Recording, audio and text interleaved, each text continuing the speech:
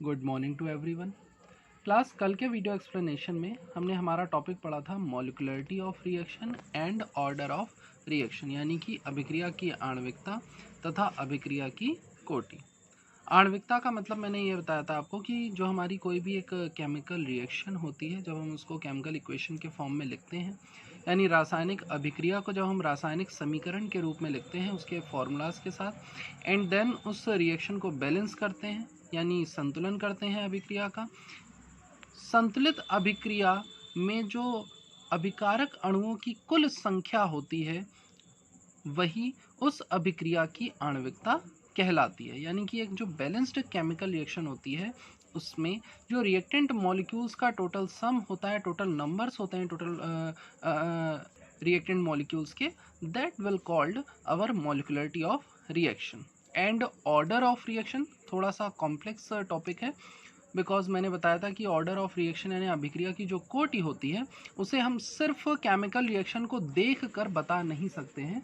इसके लिए हमें प्रैक्टिकल करके देखना पड़ता है कि हमारा जो रेट ऑफ रिएक्शन है वो किस रिएक्टेंट की कंसंट्रेशन पे डिपेंड कर रहा है और किसकी कंसंट्रेशन पे डिपेंड नहीं कर रहा है। क्योंकि ऑर्डर ऑफ रिएक्शन का सिंपल सा मतलब होता है the total sum of power of concentration of reactant molecules on which the rate of reaction is depend। यानी कि अभिक्रिया की कोटि का साधारण सा मतलब होता है कि जो हमारे अभिकारक अणुओं की सांद्रता की घातांक होती है उनका योग जिन पर हमारी अभिक्रिया का वेग निर्भर करता है उसे अभिक्रिया की कोटि कहते हैं।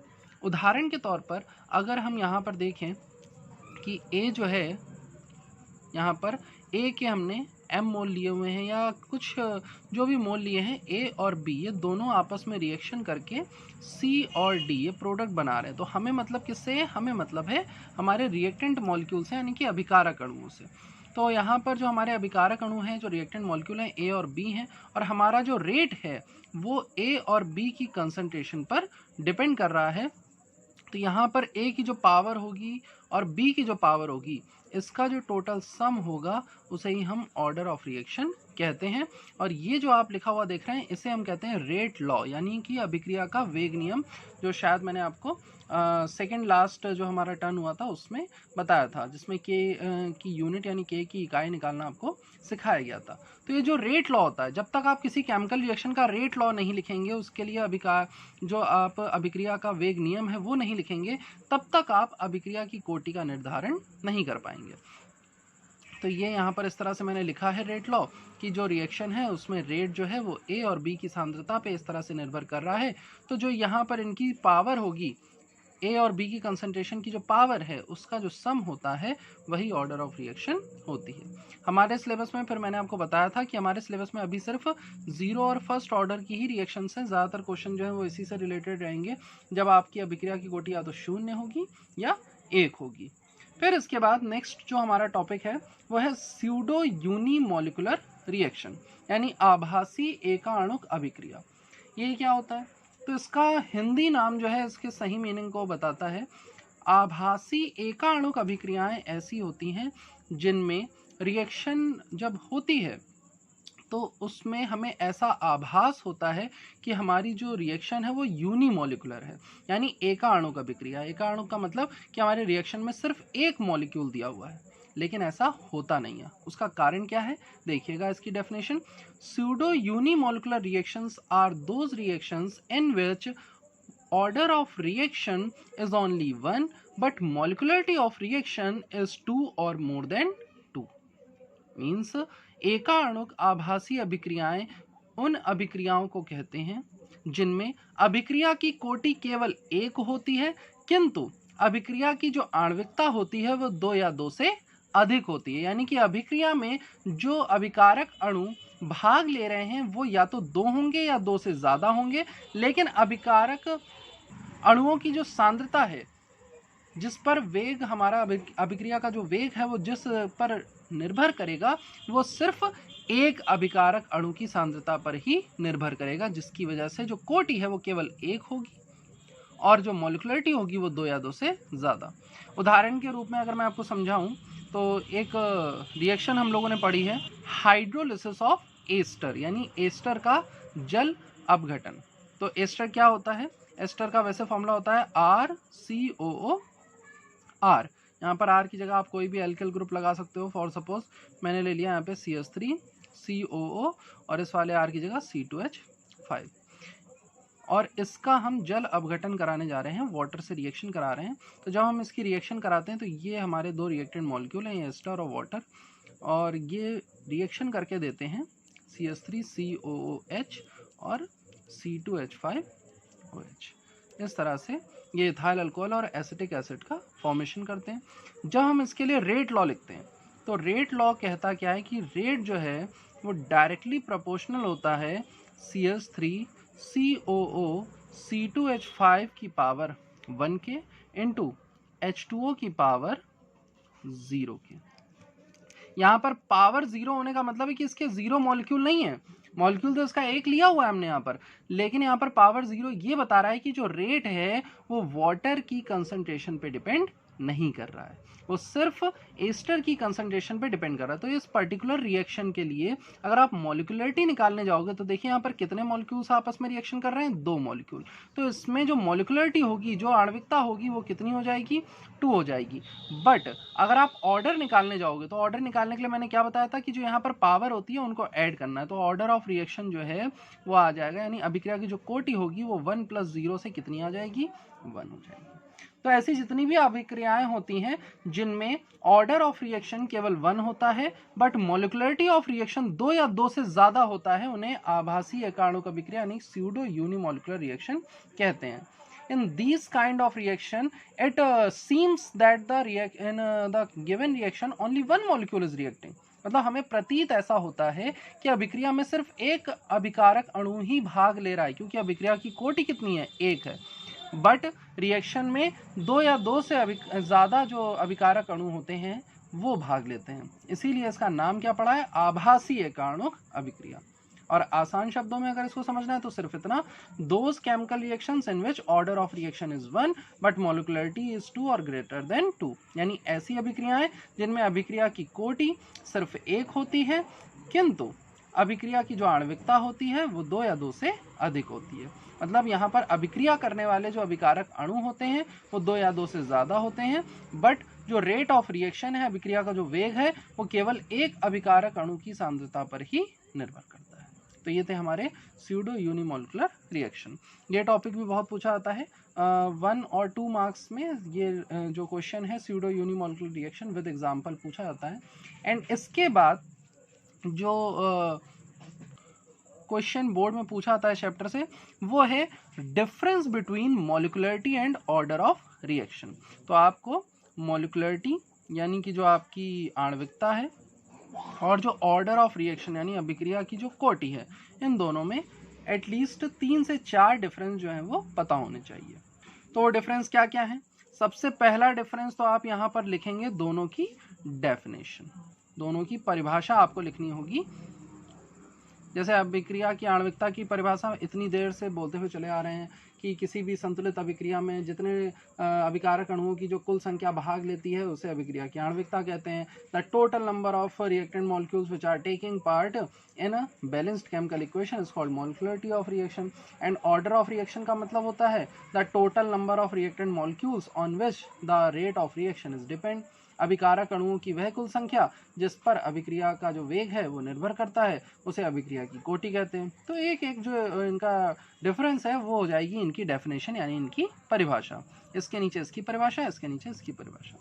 दूसरा जो डिफरेंस यहाँ पर लिखना होता है वो ये कि मॉलिक्युलरिटी जो है वो आप देख करके ही काउंट कर सकते हो। जैसा कि मैंने पहले बताया था कि अभिक्रिया की जो आणविकता होती है वो एक थ्योरेटिकल वैल्यू है। थ्योरेटिकल का मतलब हो गया इसे आप सिर्फ देख कर अभिक्रिया को आप बस क्या करोगे, संतुलित करोगे, रिएक्शन को बैलेंस करोगे और उसमें टोटल नंबर ऑफ मॉलिक्यूल्स को ऐड करके बता दोगे कि सर इसकी मॉलिक्युलरिटी 1 है, 2 है, 3 है, क्या है। बट ऑर्डर ऑफ रिएक्शन में आप रिएक्शन को देखकर बता ही नहीं सकते हो। देखो ये रिएक्शन ऊपर आपके सामने लिखी हुई है, आप इसको देख करके कैसे बता सकते हो कि इसकी ऑर्डर 1 हो सकती है? जब तक आप प्रैक्टिकल नहीं करोगे, ये बताओगे नहीं प्रैक्टिकल करके कि रेट इन दोनों में से किस पे डिपेंड कर रहा है या किस पे नहीं कर रहा है, तब तक आप ऑर्डर डिटरमाइन नहीं कर पाओगे। तो इसलिए जो ऑर्डर ऑफ रिएक्शन होती है वो प्रैक्टिकल या इसको एक्सपेरिमेंटल, हिंदी में इसे कहते हैं प्रयोगात्मक मान होती है। तो दूसरा डिफरेंस है, मॉलिक्युलरिटी जो होती है ये एक सैद्धांतिक मान है यानी थ्योरेटिकल वैल्यू है, और ऑर्डर ऑफ रिएक्शन जो है वो एक प्रैक्टिकल या एक्सपेरिमेंटल वैल्यू है, जिसे हम कहते हैं ये एक प्रयोगात्मक मान है। फिर तीसरा डिफरेंस, क्योंकि मॉलिक्युलरिटी जो होती है वो नंबर ऑफ मॉलिक्यूल्स को शो करती है, तो रिएक्शन जब होगी तो एटलीस्ट कम से कम एक मॉलिक्यूल तो दिया ही होगा। ऐसा कभी नहीं हो सकता कि जो मॉलिक्युलरिटी ऑफ रिएक्शन हो वो जीरो हो, यानी मॉलिक्युलरिटी ऑफ रिएक्शन कभी भी जीरो नहीं हो सकती। लेकिन ऑर्डर ऑफ रिएक्शन देखो, यहाँ पर इसकी कंसंट्रेशन जो है वो क्या है, यहाँ पर पावर क्या हो गई, जीरो हो गई। कुछ रिएक्शंस ऐसी भी होती हैं जिनमें जो रेट ऑफ रिएक्शन होता है वो किसी भी रिएक्टेंट की कंसंट्रेशन पे डिपेंड ही नहीं करता है। इसका एक एग्जांपल मैं आपको देता हूँ, H2 + Cl2 गिव्स 2HCl। ये हमारे एटमॉस्फेयर में होने वाली एक रिएक्शन है जिसमें हाइड्रोजन गैस और क्लोरीन गैस आपस में रिएक्शन करके हाइड्रोक्लोरिक एसिड बनाती है। तो ये जो रिएक्शन होती है इसमें जो हमारा रेट ऑफ रिएक्शन है वो हाइड्रोजन और क्लोरीन दोनों में से किसी की भी कंसंट्रेशन पे डिपेंड नहीं करता है। जैसे जैसे हाइड्रोजन और क्लोरीन गैस एक दूसरे के कांटेक्ट में आती रहती हैं वैसे वैसे धीरे धीरे रिएक्शन होती रहती है। तो ऐसी रिएक्शन में जो ऑर्डर ऑफ रिएक्शन होता है वो कितना हो जाता है, जीरो हो जाता है, यानी अभिक्रिया की कोटि कितनी हो जाती है, शून्य। तो इसका मतलब ये हुआ जो ऑर्डर ऑफ रिएक्शन है वो जीरो भी हो सकती है, जीरो हो सकती है, फ्रैक्शनल वैल्यू हो सकती है, पॉजिटिव हो सकती है। तो ये कुछ तीन डिफरेंस हो गए जिसमें डेफिनेशन है, वैल्यू थ्योरेटिकल और एक्सपेरिमेंटल होगी, और यहाँ पर जीरो नहीं हो सकती मॉलिक्युलरिटी और ये जीरो हो सकती है। इसके बाद चौथा डिफरेंस ये है कि मॉलिक्युलरिटी से हमें क्या पता चलेगा। मान लीजिए कि किसी केमिकल रिएक्शन में सीधे सीधे आपको मॉलिक्युलरिटी बता दी जाए तो इससे क्या पता चलेगा, इससे हमें ये पता चलेगा कि जो रिएक्शन है उसमें आखिर कितने नंबर ऑफ मॉलिक्यूल्स पार्टिसिपेट कर रहे हैं, यानी कि जो अभिक्रिया है उसमें अभिकारक अणु कितने भाग ले रहे हैं, ये हमें उसकी मॉलिक्युलरिटी से पता चलेगा। लेकिन ऑर्डर ऑफ रिएक्शन हमें क्या बताती है, ऑर्डर ऑफ रिएक्शन जो है वो हमें रेट ऑफ रिएक्शन और रिएक्टेंट की कंसंट्रेशन में रिलेशन बताती है कि रेट जो है वो किसकी कंसंट्रेशन पे डिपेंड कर रहा है और किसकी कंसंट्रेशन पे डिपेंड नहीं कर रहा है। यानी कि अभिक्रिया की जो कोटि है वो हमें अभिक्रिया के वेग तथा अभिकारक की सांद्रता के मध्य जो है वो अंतर बताती है। एंड जो फिफ्थ डिफरेंस है जो सबको पता होना चाहिए वो है, मैं बार बार ये चीज़ रिपीट करता हूँ कि आपको केमिस्ट्री में एग्जाम्पल लिखना मस्ट है। तो दोनों का एक एक एग्जाम्पल जो है आपको यहाँ पर लिखना पड़ेगा जिसमें आप मॉलिक्युलरिटी और ऑर्डर ऑफ रिएक्शन कैलकुलेट करके बताओगे, तब जा करके जो 2 नंबर हैं आपको ईजिली जो है मिल जाएंगे, एक नंबर भी नहीं कटेगा। अगर आप ये पूरे ऐसे पांचों डिफरेंस एज इट इज़ लिख के आते हो प्रॉपरली तो कभी भी आपका एक नंबर भी इस डिफरेंस में नहीं कटेगा। और बहुत ज़्यादा बार ये क्वेश्चन पूछा गया, आप चाहें तो बोर्ड के लास्ट ईयर्स के क्वेश्चन पेपर उठाकर आप देख लीजिए। तो ये था हमारा topic, difference between molecularity and order of reaction. इसके बाद जो हमारा नेक्स्ट टॉपिक है, इस नेक्स्ट टॉपिक में हम एक टॉपिक पढ़ेंगे जिसका नाम है integrated equations of zero order and first order. मतलब ये न्यूमेरिकल से रिलेटेड टॉपिक है। इसमें जो हमारे शून्य कोटि की अभिक्रियाएं होती हैं, मतलब ऐसी रिएक्शन जिनमें ऑर्डर जीरो होती है, और प्रथम कोटि की जो अभिक्रियाएं होती हैं जिनमें जो ऑर्डर ऑफ रिएक्शन है वो 1 होती है। ये रिएक्शंस अगर हम ग्राफ में प्लॉट करें तो ये किस इक्वेशन को फॉलो करेंगी। मैथ्स में आप सबने पढ़ा होगा लीनियर इक्वेशन, 1 वेरिएबल 2 वेरिएबल, और ग्राफ बनाने यानी आरेख के द्वारा जो इक्वेशन होते हैं, जो समीकरण होते हैं, उनके मान निकालना भी आपने सीखा होगा। तो ठीक उसी तरह से जैसे कोई रिएक्शन है जो ज़ीरो ऑर्डर को फॉलो करती है और कोई रिएक्शन है जो फर्स्ट ऑर्डर रिएक्शन है, तो उस order of reaction, zero order या फर्स्ट ऑर्डर की जो रिएक्शन होगी उसकी इक्वेशन क्या होगी वो निकालना हमें सीखना है। तो सबसे पहले मैं यहाँ पर आपको integrated equation of zero order सिखाऊंगा, यानी कि इसको हिंदी में कहते हैं शून्य कोटि अभिक्रिया का समाकलित समीकरण। समाकलन है, समाकलित का मतलब समाकलन से है, मैथ्स में आप पढ़ेंगे इंटीग्रेशन। तो अभी यहाँ पर पूरे मैथ्स का इंटीग्रेशन तो मैं नहीं बताने जा रहा हूँ, बस छोटा सा इंटीग्रेशन का टॉपिक आएगा यहाँ पर और उससे हम हमारी इक्वेशन को रिड्यूस करेंगे। तो ध्यान से देखिएगा। तो सबसे पहले तो मैं आपको जीरो ऑर्डर रिएक्शन का इंटीग्रेटेड इक्वेशन सॉल्व करना सिखाऊंगा।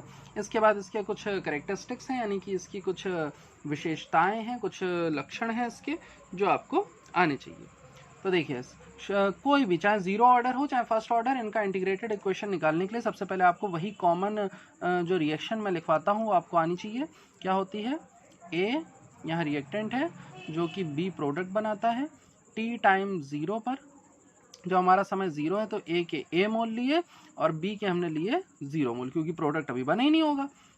Then after time t b के एक्स मोल बने तो ए के कितने मोल रह गए, ए माइनस एक्स मोल यहाँ पर बचे। तो ये इक्वेशन तो सबको रट जानी चाहिए। अब इसके बाद क्योंकि हम यहाँ पर बात कर रहे हैं जीरो ऑर्डर रिएक्शन की, तो एक शून्य कोटि अभिक्रिया क्या होती है, या अभिक्रिया की कोटि शून्य कब होगी, कब ऑर्डर ऑफ रिएक्शन जीरो होगी। तो ऑर्डर ऑफ रिएक्शन जीरो तब होगी जब हमारी जो अभिकारक की जो अभिक्रिया का जो वेग है वो अभिकारक की सांद्रता पे निर्भर ना करे। भाई जीरो ऑर्डर क्या बताती है, ऑर्डर में यही बताती है कि हमारे जो रेट ऑफ रिएक्शन है वो किस रिएक्टेंट की कंसंट्रेशन पे डिपेंड कर रहा है और किसकी कंसंट्रेशन पे डिपेंड नहीं कर रहा है। तो जीरो ऑर्डर रिएक्शन तो तभी होगी जब हमारा रेट ऑफ रिएक्शन जो है वो किसी भी अभिकारक की सांद्रता पे निर्भर नहीं करेगा, यानी कि जो ऑर्डर ऑफ रिएक्शन है वो किसी भी रिएक्टेंट की कंसंट्रेशन पे डिपेंड नहीं करेगा। तो यहाँ पे हमने जो रिएक्टेंट लिया है ए लिया है और टी टाइम बाद इसकी जो कंसंट्रेशन है वो ए माइनस एक्स है। तो उस कंडीशन में जो रेट लॉ है वो क्या आएगा, देखिए रेट लॉ क्या होता है, रेट ऑफ लॉ कहता है dx अपॉन dt, इसको रेट भी कहते हैं, वेग कहते हैं इसे। वेग जो होता है वो डायरेक्टली प्रोपोर्शनल होता है a की कंसंट्रेशन के, a की पावर के, a की पावर m यहाँ पर। अब क्योंकि ये क्या है हमारी जीरो ऑर्डर है तो हम लिख लेंगे फॉर जीरो ऑर्डर रिएक्शन, शून्य कोटि अभिक्रिया के लिए m की जो वैल्यू है, जो ऑर्डर ऑफ रिएक्शन है वो कितनी हो जाएगी, जीरो हो जाएगी। तो उस कंडीशन में क्या होगा, dx अपॉन dt, प्रोपोर्शनलिटी का साइन हटाएंगे तो k आ जाएगा जिसे रेट कांस्टेंट कहा जाता है, और a की पावर कितनी हो जाएगी, जीरो हो जाएगी। तो ये आ गया dx upon dt is equal to k a की पावर जीरो। अब a की पावर जीरो का मतलब क्या होगा, a की पावर जीरो, किसी भी चीज की पावर अगर जीरो होती है तो वैल्यू क्या हो जाती है, 1 हो जाती है। तो इससे क्या पता चला, dx upon dt is equal to k into 1, इसको मान लेंगे हम इक्वेशन 1। अब ये जो dx अपॉन dt इक्वेशन आई है इसको इक्वेशन 1 मान लीजिए। एक काम और करते हैं, इसको एक स्टेप और सॉल्व कर लेते हैं। dx इज इक्वल टू लिख लेते हैं k dt, dt यहाँ पे डिवाइड में था, उधर मल्टीप्लाई में भेज दिया। अब इसको इक्वेशन 1 मान, अब क्या करना है, क्योंकि समाकलित समीकरण चाहिए, इंटीग्रेटेड इक्वेशन चाहिए, तो बस इसका इंटीग्रेशन कर देते हैं। दोनों तरफ इंटीग्रेशन किया तो dx का जो इंटीग्रेशन होता है वो होता है x। एक्चुअली में x का जो डिफरेंशिएशन होता है वो dx होता है, स्मॉल पार्ट में डिवाइड करना। डिफरेंशिएशन का मतलब छोटे पार्ट में, छोटे भाग में विभाजित करना। तो x का डिफरेंशिएशन dx और इसी का ठीक उल्टा dx का इंटीग्रेशन x। के जो कांस्टेंट वैल्यू होती है उसका कभी इंटीग्रेशन नहीं होता, तो ये वैल्यू एज इट इज बाहर निकल आएगी और dt का इंटीग्रेशन हो जाएगा t। साथ में यहाँ पर एक इंटीग्रेशन कांस्टेंट हमें ऐड करना पड़ता है, ये आप सीखेंगे मैथ्स में। तो हमने यहाँ पे एक समाकलन स्थिरांक c जोड़ लिया, तो हमारी इक्वेशन आ गई x इज इक्वल टू के टी प्लस सी। अब यहाँ पे जो इंटीग्रेशन कांस्टेंट है इसकी वैल्यू निकालने के लिए हम x और t की जो प्रारंभिक मान है, जो इनिशियल वैल्यू है, देखिए x की इनिशियल वैल्यू कितनी है, 0 है, और t की इनिशियल वैल्यू कितनी है, ये भी 0 है। तो यहाँ पर t टाइम 0 में x बराबर 0 रखने पर, जब आप t की जगह 0 कर देंगे, x की जगह 0 कर देंगे, तो बताइए c की वैल्यू कितनी आएगी। तो चलिए करके रखते हैं। यहाँ पे x की जगह 0 कर दीजिए is equal to k into t की जगह क्या कर दीजिए, 0 कर दीजिए प्लस c। बताइए कितनी आ गई c की वैल्यू, 0। और ये c की वैल्यू उठाकर वापस यहाँ रखने पर आपको क्या इक्वेशन मिलेगी, x इज इक्वल टू के टी। या आप इसे ये भी कह सकते हैं कि x upon t is equal to k. यहाँ पर x अपॉन टी क्या है, बच्चों को अगर याद आ रहा हो, x upon T rate of reaction है। x माने चेंज इन कंसंट्रेशन, t माने टाइम। तो रेट ऑफ रिएक्शन जो है वो क्या रहता है, कांस्टेंट रहता है। तो रेट क्या हो जाएगा, कांस्टेंट हो जाएगा। कांस्टेंट हो जाने का मतलब क्योंकि रेट जो है वो किसी भी अभिकारक की सांद्रता पे निर्भर ही नहीं कर रहा है, तो चाहे आप अभिकारक को बढ़ाओ घटाओ कुछ भी करो, रेट ऑफ रिएक्शन चेंज नहीं होगा, वो कांस्टेंट वैल्यू जो है चलती रहेगी। और जब आप इसका ग्राफ प्लॉट करने जाओगे रेट ऑफ रिएक्शन का, तो आपको एक सीधी रेखा मिलेगी, एक स्ट्रेट लाइन मिलेगी। तो ये है हमारी integrated equation for zero order. इसी तरह से आपको जो है सॉल्व करनी है अगर पूछी जाएगी एग्जाम में। फिर इसके बाद इसके कुछ कैरेक्टरिस्टिक्स आते हैं। कैरेक्टरिस्टिक्स में जो इंपॉर्टेंट कैरेक्टरिस्टिक्स हैं उसमें यही बताना होता है सबसे पहले कि जो जीरो ऑर्डर रिएक्शन होती हैं वो x is equal to KT को फॉलो करती हैं, इस इक्वेशन को फॉलो करती हैं। इसके बाद आपको इसमें रेट ऑफ रिएक्शन की यूनिट और रेट कांस्टेंट की यूनिट और एक टॉपिक होता है हाफ लाइफ पीरियड। तो ये कुछ कैरेक्टरिस्टिक्स हैं जिनके बारे में हम कल के वीडियो एक्सप्लेनेशन में डिस्कस करेंगे। तो आज अभी जितना आपको बताया गया उसे प्रैक्टिस करिए एंड ये जो जीरो ऑर्डर रिएक्शन की इंटीग्रेटेड इक्वेशन है इसे रफ कॉपी में खुद से सॉल्व करके देखिए कि आप ये रिएक्शन जो इक्वेशन है बिना देखे प्रूव कर पा रहे हैं या फिर नहीं। Okay class, thank you.